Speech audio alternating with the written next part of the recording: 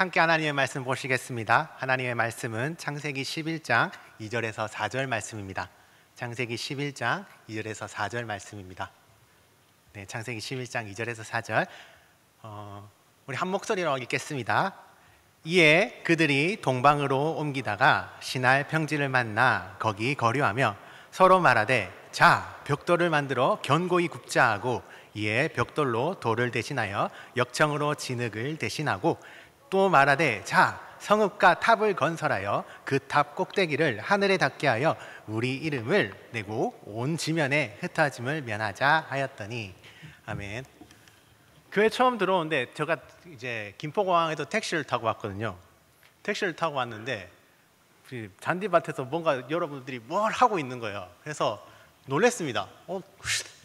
이런 광경은 제가 2년 동안 못 보던 광경인데 코로나 상황 속에서 이렇게 교회가 활력 있고 이렇게 교회가 넘치는 생명력을 가지고 있다는 게 저는 그 광경을 보고 또 우리 권사님이 교회를 이제 저한테 소개시켜 주면서 이제 중고등부, 청년부 여러 가지 교육부서 그 공간들을 제가 보면서 여러분이 곳곳에 그곳에 채워져 있고 또 그곳에서 여러분이 다양한 활동들을 하고 모임들을 하고 있는 모습들이 제가 잊고 있었던 것이 이렇게 소중한 거였구나 그런 걸 깨닫게 되면서 정말 그 짧은 시간이었지만 참 소중하고 뜻깊고 또 기쁘고 행복한 시간이었습니다.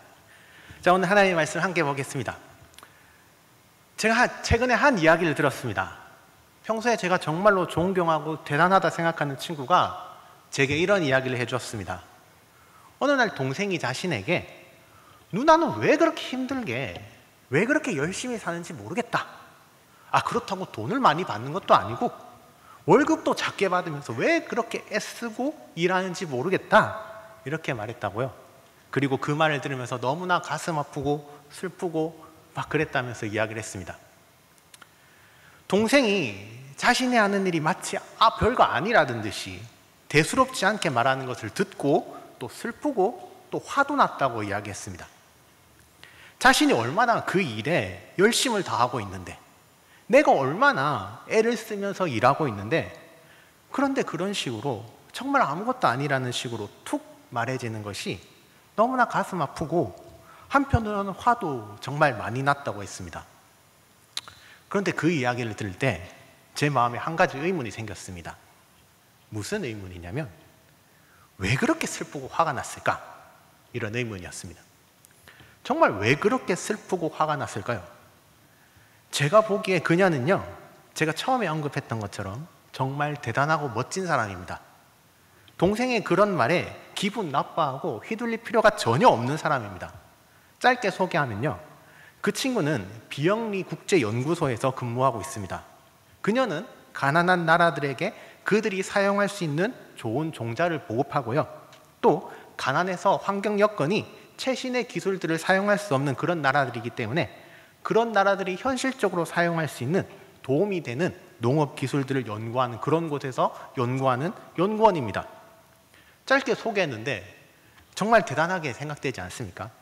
정말 멋지게 들리지 않습니까? 그런데 동생이 그 툭 던진 말에 마음 아파하고 화를 내고 휘둘린다는 게 저는 조금 이해가 되지 않았습니다.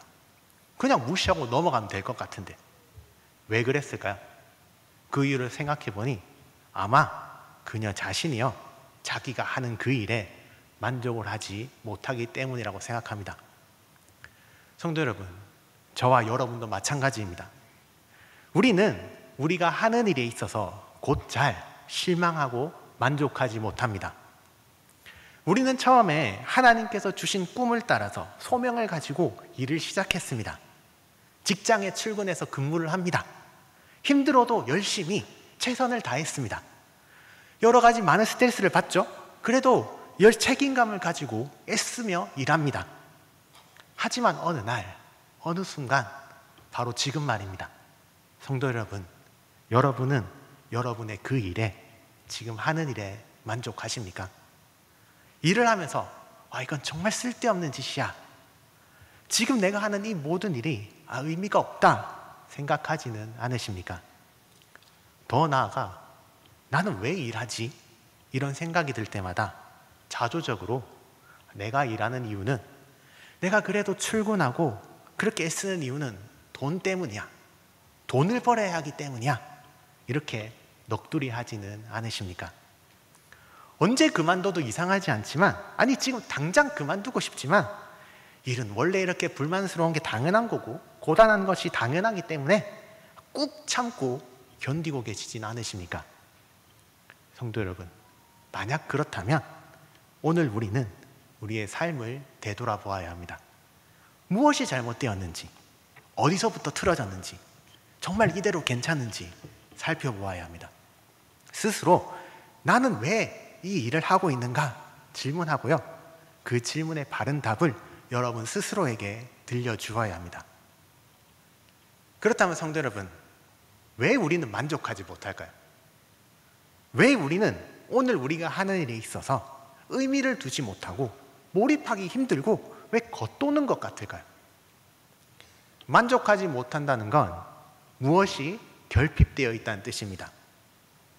그럼 무엇이 부족하고 무엇이 결핍된 걸까요? 무엇이 채워지면 만족할까요? 역시 돈일까요? 가장 먼저 떠오르는 것이 돈이지 않습니까? 많은 돈, 높은 연봉일까요? 역시 무언가 빠졌다고 느끼는 그 이유는 돈이 부족하기 때문일까요? 그렇다면 반대로 더 많은 돈을 내가 받을 수 있다면 이 문제가 해결될까요? 더 높은 연봉을 받게 되면 이제 괜찮아질까요? 그렇지 않습니다. 물론 일을 하면서 생계를 유지하고 또 생필품을 살 그런 여유는 당연히 있어야 되겠죠. 그 정도는 꼭 반드시 필요합니다. 하지만 어느 수준을 넘어서면 돈은요 그리 중요하지 않습니다. 생각해 보십시오. 만약 정말 돈이 문제라면요, 많은 돈을 버는 사람들, 많은 돈을 소유하는 사람들은 그들은 그들의 일에 불만이 없어야 합니다. 만족이 있어야 하겠죠. 하지만 그렇지 않습니다. 다들 모두 마찬가지입니다. 돈이 많든 적든, 연봉 수준이 높든 적든 다들 똑같이 만족을 느끼지 못합니다. 모두 일을 하며 결핍을 느낍니다. 왜 그러냐면 마태복음 4장 4절에 예수님이 광야에서 시험을 받으실 때 하셨던 말씀처럼 사람은 떡으로만 사는 존재가 아니기 때문입니다. 사람은 돈으로만, 물질로만 살 수 있는 존재가 아닙니다. 더 많은 돈은 답이 아닙니다. 답이 될 수 없습니다. 그러면 무엇이 문제일까요? 왜 우리는 우리가 하는 일에 만족을 느끼지 못할까요? 질문 한번 바꾸어 보겠습니다. 여러분은 무엇을 바라며 그 일을 시작하셨습니까? 무엇을 기대하며 처음 직장에 출근하셨습니까? 저는 그랬던 것 같습니다. 저는 제가 하는 일과 거기에 따른 이익들, 비단 돈뿐만이 아니라요, 일을 하면서 얻을 수 있는 여러 가지 것들 말입니다. 보람이나 성취, 그런 것들. 저는 일과 그 따라오는 것들로 제 삶의 의미와 정체성을 세우려 했던 것 같습니다. 왜 이런 생각을 했냐면 이것이 제가 학교에서 배운 것이기 때문입니다. 초등학교, 중학교, 고등학교 그리고 대학교 교양 강의에서 앞으로 내가 가질 직업으로, 앞으로 내가 할 일들로, 예를 들어서 변호사 박영찬, 아니면 과학자 박영찬, 강도사 박영찬, 이렇게 직업과 내가 하는 일들로 저의 정체성을 세우고, 즉 자기를 완성하고 자아를 실현해야 한다고, 내가 누구인지를 나타내야 한다고 배웠습니다. 여기 계신 분들도 다들 그렇게 배우셨을 겁니다. 오랜 시간 여러분이 그렇게 배우셨기 때문에 그 내용이 정확히 기억되지 않더라도 저와 여러분 안에 은연중에 그 생각이 자리 잡고 있습니다. 그런데 여러분, 그것이 가능한가요? 일을 통하여 나를 세우고 내가 누구인지를 나타내는 것이, 물론 그렇게 배우긴 했지만, 그렇게 해야 한다, 그게 맞다, 우리가 학교에서 배우고 많이 배웠지만, 그런데 그게 정말 가능은 한가요? 아니, 그게 옳을까요? 오늘 함께 읽은 성경 창세기 본문에 사람들이 탑을 세웁니다. 높은 탑을 세워서 하늘 꼭대기에 닿고자 합니다. 이제 그럴 수 있기 때문에 그 일을 하려고 합니다. 물론 불가능하지만 말입니다. 새로운 기술이 등장했습니다. 이전에는 돌을 캐서 모양을 깎아서 어렵게 집을 지었었는데, 이제는 벽돌을 만드는 새로운 기술이 발견되어서 그 기술로 튼튼하게 건물을 보다 쉽게 지을 수 있게 되었습니다. 이 새로운 기술이라면 그들은요, 이제 하늘에 닿는 높은 탑도 세울 수 있다 생각했습니다. 그리고 그들은 그 탑을 중심으로요, 큰 도시를 건설하려고 했습니다. 그런데 왜 그 일을 할까요? 무엇을 바라고, 무엇을 얻기 위해서? 그들은 무엇을 기대하며 탑을 쌓습니까? 이름입니다. 우리의 이름을 내기 위함입니다. 다시 말하면요, 정체성의 확립입니다. 그들은 자신들의 세운 탑으로, 하늘 높이 솟은 탑, 그 꼭대기가 하늘에 닿은 그 탑으로 자신들을 나타내고 그들의 이름이 불리길, 기억되길 원했습니다. 자신이 이룬 이런 업적과 성취, 그것을 자신들의 자랑으로 삼고 그들의 보람으로 삼아서 스스로 중요한 존재가 되고자 했습니다. 그들이 얻고자 했던 건 오늘날 우리가 일해서 얻고 또 기대하는 바로 그것입니다. 하나님께서 이들을 어떻게 하십니까? 이어지는 7절과 8절에 하나님은 하나였던 사람의 언어를 혼잡하게 하시고 또 그들을 지면에 흩으십니다. 그들의 행위가 옳지 않기 때문에, 바르지 않기 때문에 하나님은 그들의 일을 막으십니다. 그렇다면 성도 여러분, 오늘 우리의 생각도 마찬가지입니다. 내가 가진 직업과 내가 하는 일, 또는 성공과 성취와 같이 일을 하면서 얻을 수 있는 것들로 나를 세우고 나의 정체성을 확립하고 내가 누구인지 나타내는 것은 하나님 앞에서 옳지 않습니다. 옳지 않을 뿐더러 가능하지도 않습니다. 원래 그렇게 되지 않습니다. 죽음과 부정이라는 책으로 플리처상을 수상한 어니스트 베커는요, 그 책에서 이렇게 말합니다. 죽음과 부정이라는 책에서 이렇게 말합니다. 하나님 없는 시대에 인간은 여전히 자긍심과 자기 삶이 중요하다는 확인이 필요했다. 뭔가 더 고상한 의미에 흡수되어서 거기에 몰두해야 했다. 내면 깊은 곳에 본질적으로 필요한 그 자존감을 어디선가 찾아야 했다. 그런데 하나님이 없으니 어떻게 그리 할 것인가? 그래서 인간이 찾은 것이 운명적인 사랑이고 로맨스고 또 그가 가진 돈, 소유입니다. 그리고 또 그 중에 하나가 바로 노동, 일입니다. 직업입니다. 내가 하는 일입니다. 나는 중요한데 왜 중요하냐면 내가 이 일을 하고 있기 때문입니다. 이런 일을 하고 있는 나는 가치 있고 인정받아 마땅하다 생각합니다. 우리가 이렇게 일해서 나의 정체성을 찾을 때, 일해서 나를 완성하고 나를 실현하려 할 때, 그것은 하나님 없는 세상에서 내가 누구인지를 나타내고자 하는 것입니다. 오늘 성경에 탑을 세우는 사람들과 같이 가능하지도 않은 일을, 어리석고 바보 같은 일을 그런 줄도 모르고 계속 행하는 것입니다. 그렇기 때문에 성도 여러분, 우리에게 만족이 없습니다. 우리가 일이 줄 수 없는 것을 기대하고 바라면서 그 일을 하고 있기 때문에 만족이 없고요, 부족하고 결핍을 느끼고 겉도는 것입니다. 이 말이 어떤 분에게는 이 말을 들으면 어떤 분은 이렇게 말할지도 모르겠습니다. 너무 나간 것 같은데요. 저는 그저 지금 하는 일이 잘 안 풀릴 뿐입니다. 일이 어렵고 고되기 때문에, 그래서 내가 하는 일이 성취감을 느끼지 못해서 불만일 뿐입니다. 이렇게 말입니다. 다시 말해서 내가 하는 일을 통하여 무엇을 성취할 수 없기 때문에 그저 만족하지 못할 뿐이라고 말입니다. 만약 그렇다면 여러분, 우리가 성공과 성취로 얻을 수 있는 것은 무엇입니까? 우리가 성공과 성취로 얻을 수 있는 것은, 그것은 내가 남들보다 낫다는 우월감입니다. 그건요, 모든 것이 나의 계획대로 잘 되고 있다는 행복감입니다. 그리고 그로 인하여 내가 가치 있고 중요하다는 마음입니다. 성공과 성취는 마치 내가 하나님이 된 것 같은 느낌을 줍니다. 나의 힘과 지혜, 나의 능력으로 모든 것을 마치 할 수 있을 것만 같은 그런 자신감, 내가 모든 것을 통제하고 나의 계획대로, 나의 뜻대로 다 이루어질 것 같은 그런 전능감을 줍니다.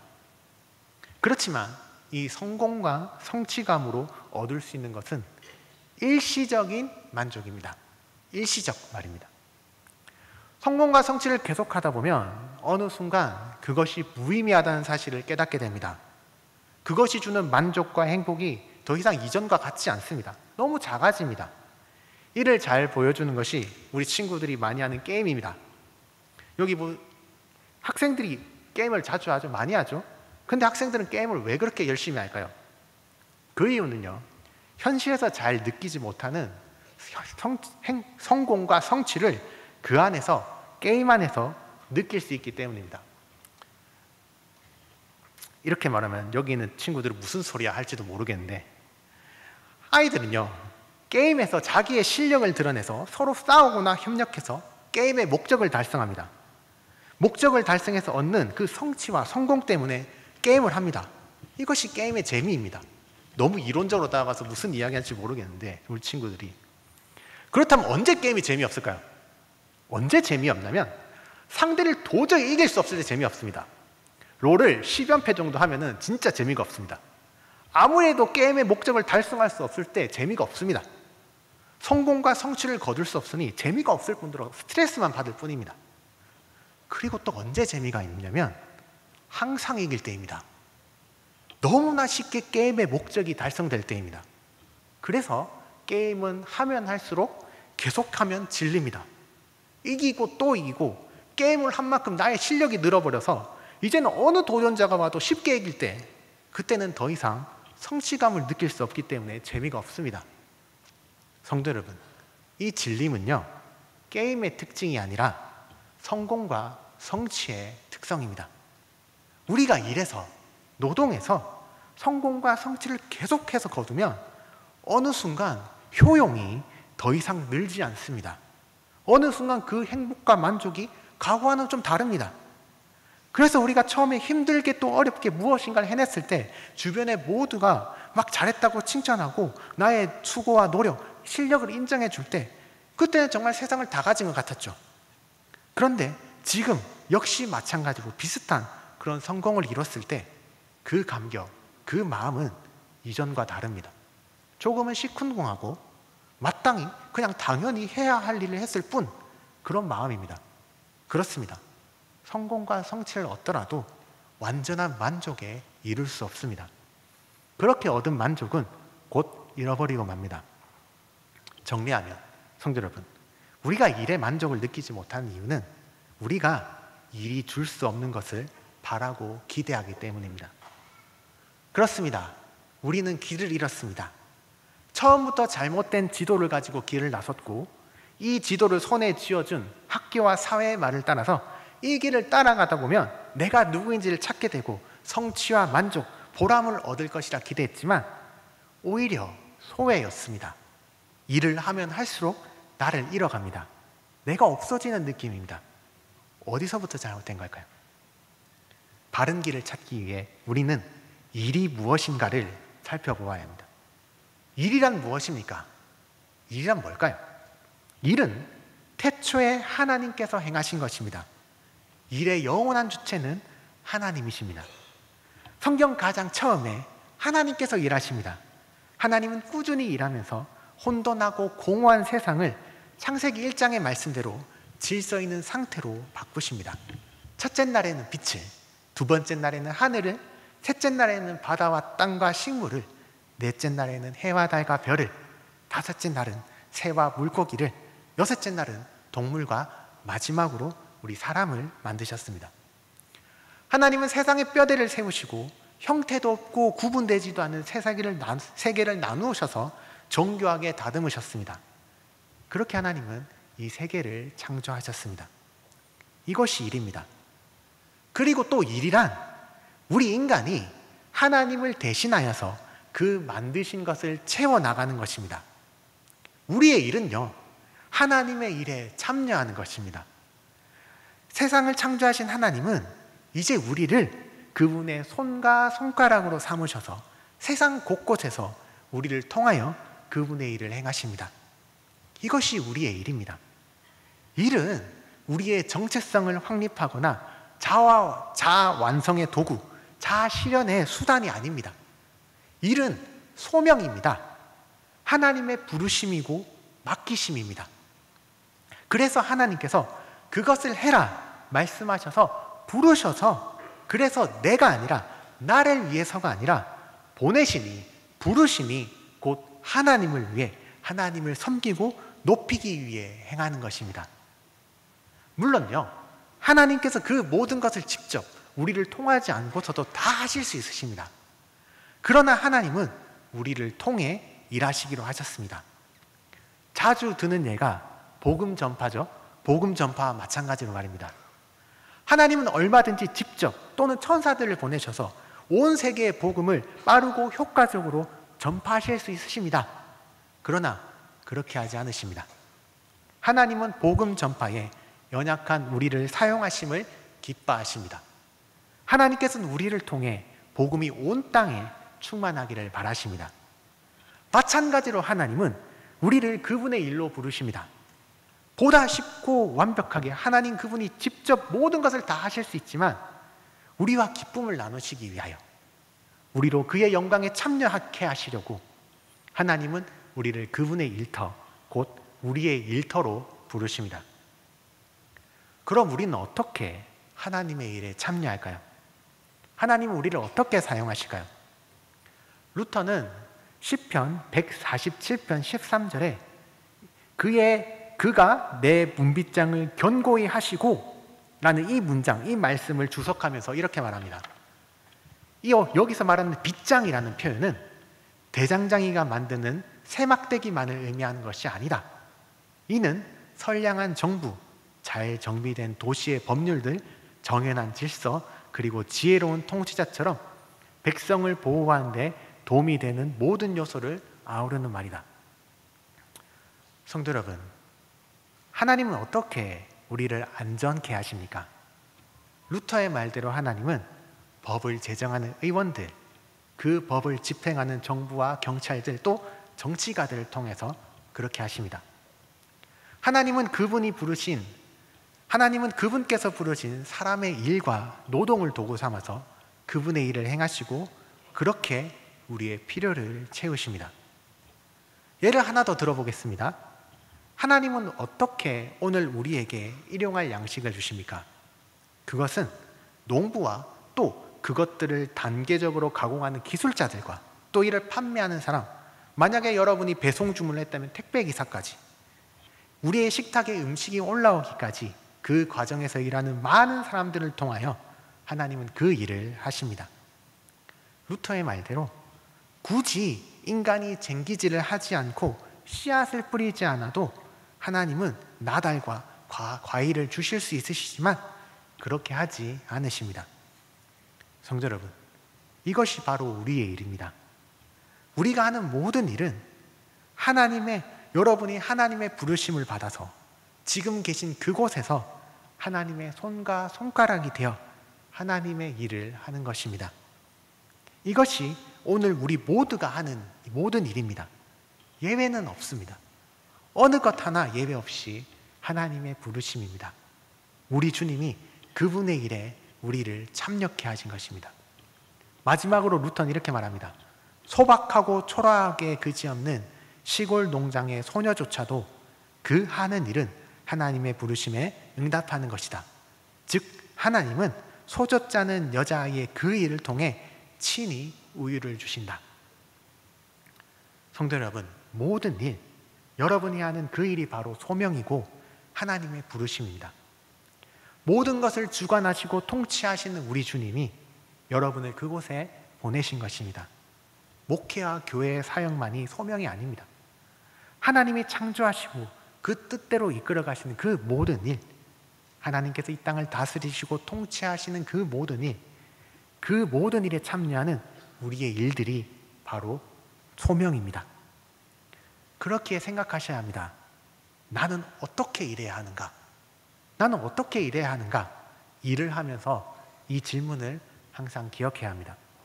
앞서 말씀드렸지만 하나님이 우리의 안전을 위해 부르신 이들, 아까 루터의 말대로 곧 법을 제정하는 의원들, 그 법을 집행하는 정부 관리와 경찰들, 그리고 정치가들이 하나님의 뜻을 떠나서 자기 판단, 자기 생각, 자기를 높이려고 일할 때는 문제가 발생하죠. 그때 그들의 일은요, 우리를 지키는 것이 아니라 오히려 우리를 해치게 됩니다. 그럼 우리는 어떻게 일해야 할까요? 우리의 모든 일에 하나님의 부르심, 하나님의 소명, 맡기심이면 우리는 어떻게 일해야 할까요? 먼저는 세상의 방식을 떠나는 것입니다. 세상에서 말하는 성공을 내려놓는 것입니다. 성도 여러분, 만약에 제가요, 세상이 말하는 성공을 기준으로, 그러니까 하나님이 말씀하시는 성공이 아니라 세상이 이야기하는 성공을 토대로 제가 사역을 하고 목회를 하면 여러분은 저를 어떻게 보실까요? 이런 거죠.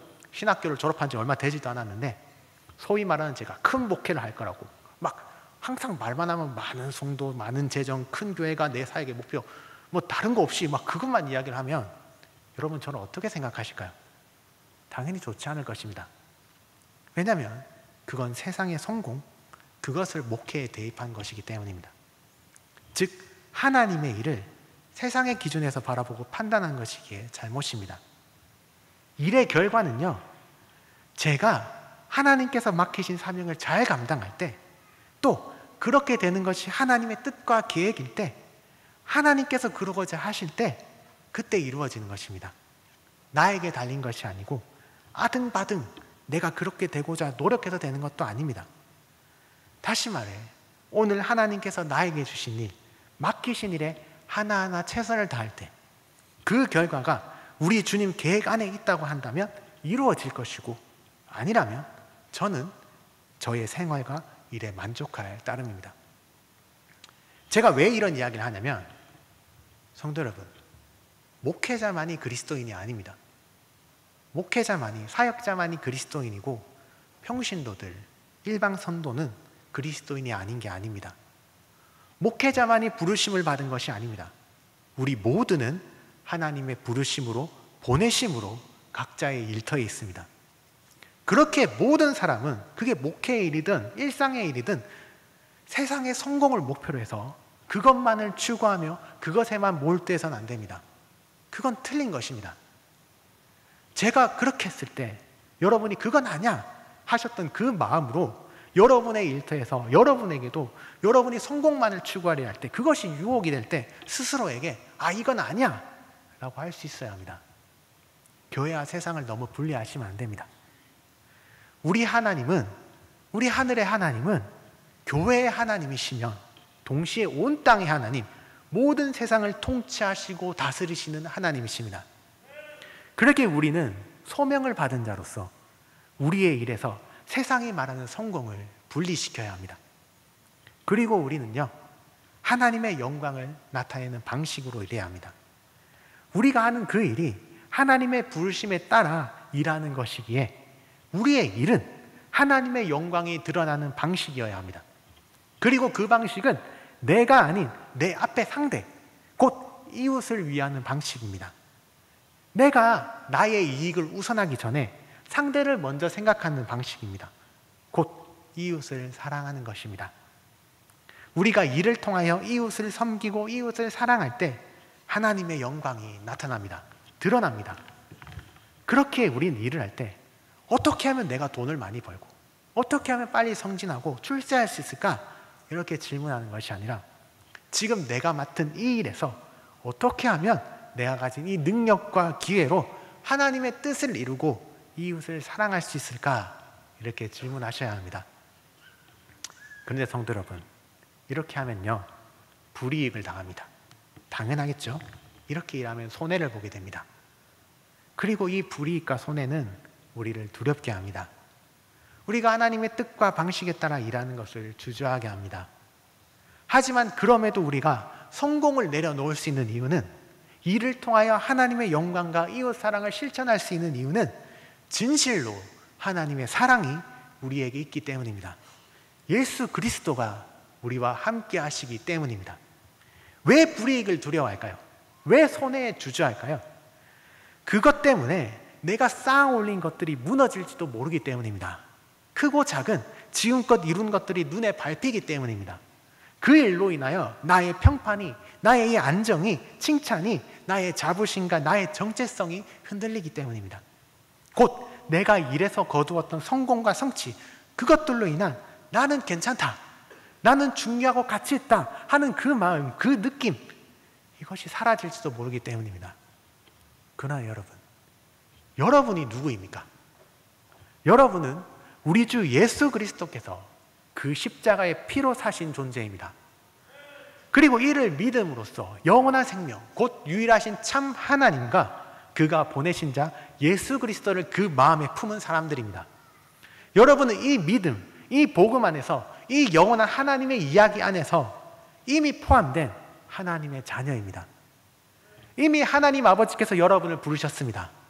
여러분이 바로 그분의 부름, 너는 내 사랑하는 아들이다, 너는 내 사랑하는 딸이다, 내가 널 기뻐하노라, 이 부름에 응답한 그분의 자녀입니다. 이것이 여러분의 정체성입니다. 이것이 복음 안에서 완성된 여러분의 자기이며 실현된 여러분의 자아입니다. 그렇기에 우리는 일과 노동에서 우리가 누군지를 추구할 필요가 없습니다. 이미 우리가 누군지 알고 있기 때문입니다. 하나님의 그 영원 전부터 영원에 이르는 그 사랑과 우리 주 예수 그리스도의 십자가의 공로에 힘입어 성령 하나님께서 오늘 우리 마음에 외쳐 선언하십니다. 너는 내 사랑하는 자녀다. 너는 내 아들이다, 내 딸이다. 너는 의인이다. 너는 의롭다. 너는 괜찮다. 가치 있다. 너는 중요하다. 너는 영원한 그 나라의 그 약속을 소유했다. 왜입니까? 왜 우리가 가치 있고 중요합니까? 우리와 함께 하시는 하나님 때문입니다. 우리가 믿음으로 이미 하나님의 자녀가 되었기 때문입니다. 우리가 무엇을 이루고 성취했기 때문이 아니라, 우리가 일해서 특별히 어떤 것을 해냈기 때문이 아니라, 그저 하나님의 자녀로서 하나님의 부르심에 따라서 그분의 일을 이미 수행하고 있기 때문에 여러분은 가치 있고 중요합니다. 그렇습니다, 여러분. 우리는 하나님께 이미 그분의 자녀임을 확인받았기 때문에 이미 하나님께서 우리를 의롭다고 인정하셨기에 이제 우리는 우리 자신이 누구인지 증명할 이유가 없습니다. 우리 주 예수 그리스도, 그분의 희생과 그분의 생명으로 구원받았기에 다른 어디에서 다시 구원을 얻을 필요가 없습니다. 이 땅의 많은 우상들, 소유와 돈, 남들의 인정과 사랑, 그리고 오늘 이 일, 노동, 성공과 성취에서 우리의 뛰어남을, 우리의 가치와 중요성을, 우리 자신을 나타내고 증명하기 위해 애쓸 이유가 없습니다. 정말 그렇습니다. 이미 하나님께서 여러분을 높이시고 들어 사용하시기에 복음이 여러분을 의인이라 선포하기에 이제 다른 무엇으로 여러분을 나타내지 않아도 괜찮습니다. 다른 무엇으로 여러분의 정체성을 세우지 않아도 이미 여러분은 하나님의 자녀로서 온전합니다. 그리고 이를 마음에 깨달을 때, 세상의 성공을 내려놓고 우리가 하나님의 영광을 위해 일할 때, 우리가 그분의 사랑을 나타내고 이웃을 사랑하는 그 방편으로 일할 때 결핍이 없습니다. 모든 것이 채워집니다. 우리와 함께 하시는 하나님으로 말미암아, 우리를 도우시는 하나님으로 말미암아 그때야 비로소 우리는 만족할 수 있습니다. 마지막으로 이 정체성에 관한 시시한 이야기를 덧붙이자면, 저는 최근에 200만 원을 잃었습니다. 있었는데 여러 가지 상황으로 없어져 버렸습니다. 엄청 속이 쓰렸거든요. 근데 슬퍼하다가 이런 생각이 들었습니다. 그래, 200만 원 있다 치자. 그럼 뭐가 달라질까? 달라질 게 아무것도 없죠. 그냥 통장에 200만 원 더 있을 뿐입니다. 그래서 성도 여러분, 제 통장에 얼마가 있을 것 같으십니까? 물론 얼마 없습니다. 그런데 제 통장에 지금 200만 원 더 있는 거가 있든 없든 저는 지금 여러분 앞에서 똑같이 하나님의 말씀을 전하는 자입니다. 이것이 저의 정체성입니다. 저의 정체성이 200만 원을 더 가진 자, 덜 가진 자가 아닙니다. 그렇기에 아무런 차이가 없습니다. 마찬가지입니다. 지금 이곳에는 분명히요, 저는 모르지만 엄청 뛰어난 분, 이름만 대도 아는 그런 분들도 계실 줄 압니다. 그런데 지금 저는 여기 계신 모든 분들이 하나님의 존귀한 아들과 딸로서, 그분의 자녀로서 모두가 똑같이 대단하고 가치 있고 중요해 보입니다. 성도 여러분, 만약 여러분이 저에게 자신이 어떤 사람인지 여러분 자신을 자랑한다면, 내가 얼마나 뛰어난 사람인지, 얼마나 대단한 사람인지, 여러분이 무엇을 이룬 사람인지 만약에 자랑하신다면 솔직히 저는 마음으로 이렇게 반응할 것 같습니다. 그런데 왜 그걸 제게 말씀하시나요? 라고 말입니다. 여러분이 세상의 것으로, 여러분의 손에 이룬 것으로 여러분을 나타낸단 말입니다. 그러나 여러분이 하나님으로 여러분을 나타내신다면, 하나님께서 여러분을 어떻게 인도하셨으며 어떻게 사랑하셨으며 그리고 그 은혜 안에 있는 여러분을 자랑한다면 그 하나님의 이야기 속에서 하나님의 자녀로서 여러분의 정체성을 이야기하시면 저는 세상 그 어떤 것보다 큰 기쁨과 즐거움으로 여러분의 그 이야기를 경청할 것입니다. 말씀을 마치겠습니다. 성도 여러분, 언제나 기억하고 일을 하면서 마음이 무너질 때 다시 돌아보십시오. 여러분을 그 일로 부르신 하나님을, 그리고 그곳으로 이끄신 하나님을 말입니다. 그리고 또 여러분이 어떤 사람인지 누구인지를 말입니다. 그래야 우리 모든 성도님들이 일에서 나를 찾는 것이 아니라 복음에서 나를 찾고 또한 하나님께 받은 그 사랑과 용기로 우리가 하는 모든 일에서 하나님의 영광을 나타내고 이웃을 사랑하고 헌신할 수 있는 온전한 그리스도인이 되길 소망합니다.